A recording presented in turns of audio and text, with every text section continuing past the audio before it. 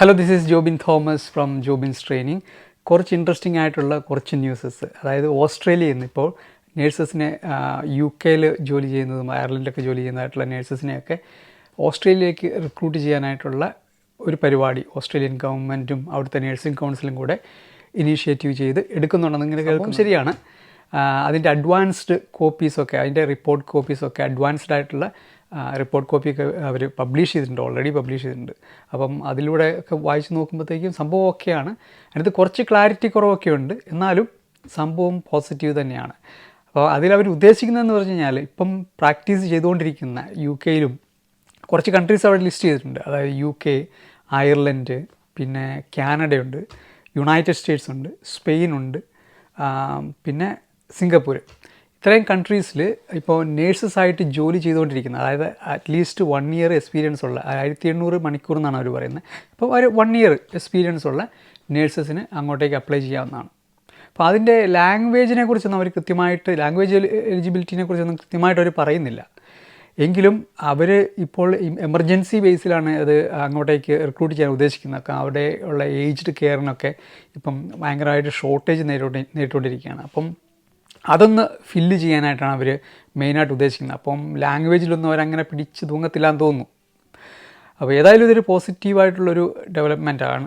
അപ്പം ഇപ്പോൾ ഇവിടെ UK അയർലൻഡിലോ ഒക്കെ ജോലി ചെയ്യുന്ന എലിജിബിളായിട്ടുള്ള 1 year എക്സ്പീരിയൻസ് ഉള്ള നേഴ്സസിന് ഓസ്ട്രേലിയയിലേക്ക് പോകാനായിട്ടുള്ള ആഗ്രഹമുണ്ടെങ്കിൽ ഇപ്പോൾ അപേക്ഷിക്കാൻ പറ്റുന്ന ഒരു ടൈമാണ്. ഇപ്പം സ്റ്റാർട്ട് ചെയ്തിട്ടൊന്നുമില്ല, അടുത്ത മാസം തൊട്ട് മാർച്ചിലൊക്കെയാണ് സ്റ്റാർട്ട് ചെയ്യുന്നത്. അപ്പോൾ അതിൻ്റെ അപ്ഡേറ്റ്സ് ഒന്നും വന്നിട്ടില്ല. ഇതിൻ്റെ ഒരു അഡ്വാൻസ്ഡ് ആയിട്ടുള്ള റിപ്പോർട്ട് കോപ്പി അവർ പബ്ലിഷ് ചെയ്തിട്ടുണ്ട്, അവരുടെ സൈറ്റിൽ പബ്ലിഷ് ചെയ്തിട്ടുണ്ടേ ഉള്ളൂ. അപ്പോൾ അതിൻ്റെക്കുറിച്ച് വ്യക്തമായിട്ടുള്ള കൂടുതൽ ഡീപ്പായിട്ട് നമുക്ക് ഇവരുടെ മെയിനായിട്ടുള്ള ഉദ്ദേശം എന്ന് പറഞ്ഞാൽ അങ്ങോട്ടേക്ക് ഏജ്ഡ് കെയറിലേക്ക് എമർജൻസി ബേസിൽ റിക്രൂട്ട് ചെയ്യുന്നതായതുകൊണ്ട് ഒരുമാതിരിപ്പെട്ട കാര്യങ്ങളൊക്കെ അവർ ഒഴിവാക്കി തരാൻ സാധ്യതയുണ്ട്. കാര്യങ്ങളൊക്കെ കുറച്ചുകൂടി ഈസി ആക്കി തരാൻ സാധ്യതയുണ്ട്. വലിയ കടുംപിടുത്തത്തിലേക്കൊന്നും അവർ നിൽക്കില്ല എന്ന് എനിക്ക് തോന്നുന്നു. അപ്പം അങ്ങോട്ടേക്ക് പോകാൻ താല്പര്യമുള്ള ആൾക്കാരൊക്കെ എത്രയും പെട്ടെന്ന് തന്നെ അപേക്ഷിക്കുക. ഇതിൻ്റെ കാര്യങ്ങൾ വന്നു കഴിഞ്ഞാൽ ഉടനെ തന്നെ അപേക്ഷിക്കുക. നമുക്കതിനെക്കുറിച്ച് അഡ്വാൻസ്ഡ് റിപ്പോർട്ടിനെ കുറിച്ച് ഒന്ന് പഠിക്കാം. ഓക്കെ, ഇപ്പോൾ നിങ്ങൾ കണ്ടുകൊണ്ടിരിക്കുന്ന പാത്വേ 2 ആണ് നിലവിൽ പ്രാക്ടീസ് ചെയ്തുകൊണ്ടിരിക്കുന്ന നേഴ്സുമാർക്ക് അപ്ലൈ ചെയ്യാനുള്ള പാത്വേ എന്ന് പറയുന്നത്. നിലവിൽ Ireland, UK, Spain, Singapore, United States, Canada എന്ന രാജ്യങ്ങളിൽ നിന്ന് പ്രാക്ടീസ് ചെയ്തുകൊണ്ടിരിക്കുന്ന നേഴ്സുമാർക്ക് ഓസ്ട്രേലിയക്ക് അപേക്ഷിക്കാനുള്ള പാത്വേ എന്ന് പറയുന്നത്. അപ്പോൾ നമുക്കതൊന്ന് നോക്കാം. IQRNs applying under pathway 2 must demonstrate and provide the evidence of, IQRNs എന്ന് പറയുന്നത് ഇൻ്റർനാഷണലി ക്വാളിഫൈഡ് രജിസ്റ്റേർഡ് നേഴ്സാണ്. അവർ internationally qualified registered nurse applying under pathway 2 must demonstrate and provide the evidence of, first കാര്യങ്ങൾ പറയുന്നത് relevant qualification not obtained in any of the NMPA approved comparable jurisdiction since 1st January 2017. അതായത് relevant qualification എന്ന് പറയുന്നത് nursing ഡിഗ്രിയാണ്. Nursing degree not obtained in any of the NMPA approved comparable jurisdiction. അതായത് NMPA approved comparable jurisdiction, അവർക്ക് list of comparable jurisdiction ഉണ്ട്. അതായത് ഈ UK, Ireland ഇങ്ങനെയുള്ള രാജ്യങ്ങളിൽ നിന്നായിരിക്കരുത് നിങ്ങൾ റെലവൻറ്റ് ക്വാളിഫിക്കേഷൻ ഡിഗ്രി എടുത്തിരിക്കേണ്ടത് എന്നാണ് അവർ പറയുന്നത്. ഇങ്ങനെയുള്ള രാജ്യങ്ങളിൽ നിന്നാണ് നിങ്ങൾ ഡിഗ്രി എടുത്തിരിക്കുന്നത്, നിങ്ങൾക്ക് വേറെ പാത്വേ ആണ്. ഓക്കെ, അത് പാത്വേ 1 ആയിരിക്കും. സ്റ്റുഡൻസിന് അവിടെ ഈ രാജ്യങ്ങളിൽ നിന്ന് പഠിച്ചിറങ്ങിയ സ്റ്റുഡൻസിന് അപ്ലൈ ചെയ്യാനുള്ള പാത്വേ 1 ആണ്.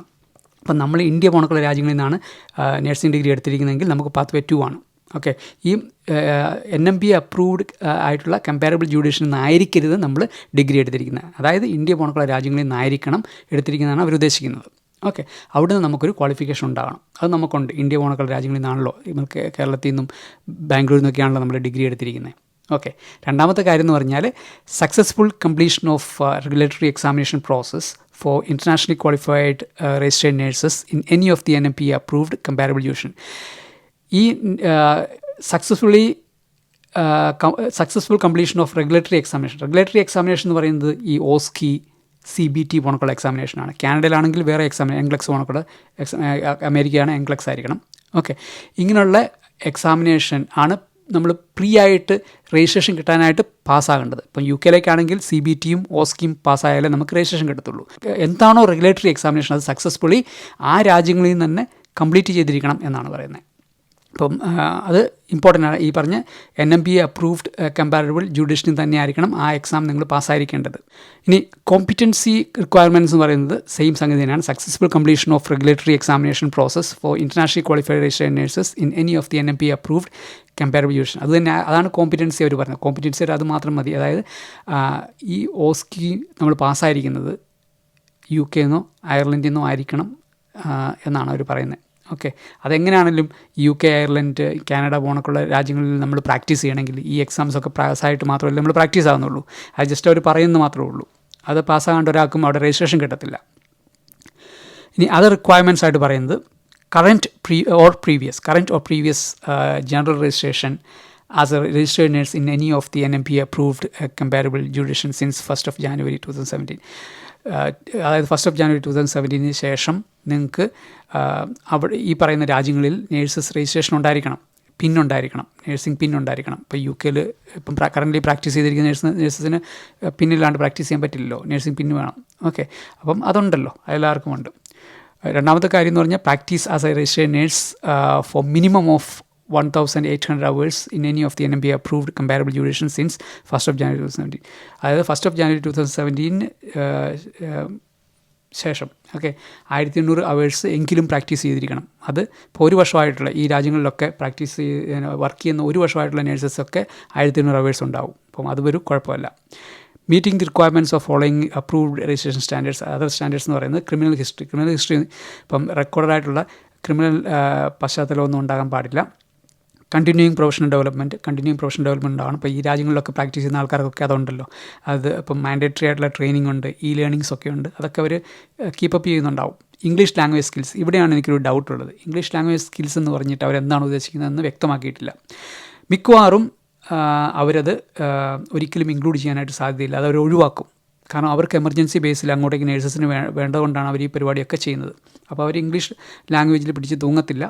കാരണം ഇവിടെ പ്രാക്ടീസ് ചെയ്യുന്ന നേഴ്സസിനൊക്കെ, ഈ രാജ്യങ്ങളിൽ പ്രാക്ടീസ് ചെയ്യുന്ന നേഴ്സസിനൊക്കെ അത്യാവശ്യം നല്ല ഇംഗ്ലീഷ് കേപ്പബിലിറ്റി ഉണ്ടെന്ന് അവർക്ക് അറിയുകയും ചെയ്യാം. തന്നെയുമല്ല, അവർ ഈ ഇംഗ്ലീഷ് എക്സാമൊക്കെ പാസ്സായതിനു ശേഷമാണ് ഇവിടെ രജിസ്ട്രേഷൻ എടുത്തതെന്നും അവർക്കറിയാം. അതുകൊണ്ട് ഇംഗ്ലീഷ് ഒന്നും അത്ര വലിയ മാൻഡേറ്ററി ആയിട്ട് അവർ എടുക്കത്തില്ല എന്ന് തോന്നുന്നു.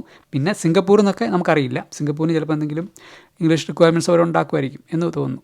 അല്ലാതെ പക്ഷം ഇംഗ്ലീഷ് റിക്വയർമെൻറ്റ്സ് ഒന്നും അവർ പറയുന്നില്ല, അവർ കൊണ്ടുവരാൻ സാധ്യതയില്ല. പക്ഷേ ഇതിനകത്ത് പറഞ്ഞിട്ടുണ്ട് കൊണ്ടുവരാൻ സാധ്യതയില്ല എന്ന് നമുക്ക് ചിന്തിക്കാം. ഇനി അപ്ഡേറ്റ്സ് ഒക്കെ വരുമ്പോഴത്തേക്കും ഞാനത് കറക്റ്റായിട്ട് അപ്ഡേറ്റ് ചെയ്യാം. നിങ്ങൾ എൻ്റെ യൂട്യൂബ് ചാനൽ സബ്സ്ക്രൈബ് ചെയ്യുക, അപ്പോൾ നിങ്ങൾക്ക് കറക്റ്റായിട്ട് അപ്ഡേറ്റ്സും കാര്യങ്ങളും കിട്ടും. എന്തെങ്കിലും ഡൗട്ട്സ് ഉണ്ടെങ്കിൽ നമ്പർ ഞാൻ കൊടുത്തിട്ടുണ്ട്, നിങ്ങൾക്ക് എന്നെ കോൺടാക്ട് ചെയ്യാവുന്നതാണ്. ഓക്കെ, പിന്നെ റീസൻസി ഓഫ് പ്രാക്ടീസ് അതിപ്പോഴും ഉണ്ടല്ലോ. നമ്മൾ കറൻ്റ്ലി പ്രാക്ടീസ് ചെയ്യുന്ന നേഴ്സാകുമ്പം അത് റീസൻസി ഓഫ് പ്രാക്ടീസ് അതിപ്പം കറൻ്റ്ലി പ്രാക്ടീസ് ചെയ്യുന്നതാണല്ലോ, അതുണ്ടാവും. Okay, professional indemnity insurance arrangement, അത് നമുക്കിപ്പം ജോലിക്ക് പോകുമ്പോഴത്തേക്കും അവിടുന്ന് അവർ അറേഞ്ച് ചെയ്യേണ്ടതാണ്. പ്രൊഫഷണൽ ഇൻഡെംനിറ്റി ഇൻഷുറൻസ് ഒക്കെ അതൊക്കെ അറേഞ്ച് ചെയ്തിട്ട് മാത്രമാണ് നമുക്ക് പോകാൻ പറ്റുന്നത്. അതിപ്പം അവർ അറേഞ്ച് ചെയ്യും, അത് വലിയ പേടിക്കേണ്ട കാര്യങ്ങളൊന്നുമല്ല. ഓക്കെ, ആകെ നമുക്ക് ഒരു സംശയമുള്ളത് ഇംഗ്ലീഷ് ലാംഗ്വേജ് സ്കിൽസിനെ കുറിച്ച് മാത്രമാണ്. അത് അവർ ഉറപ്പായിട്ടും ഒഴിവാക്കാൻ തന്നെയാണ് സാധ്യത. Thank you very much. Thank you for listening to me.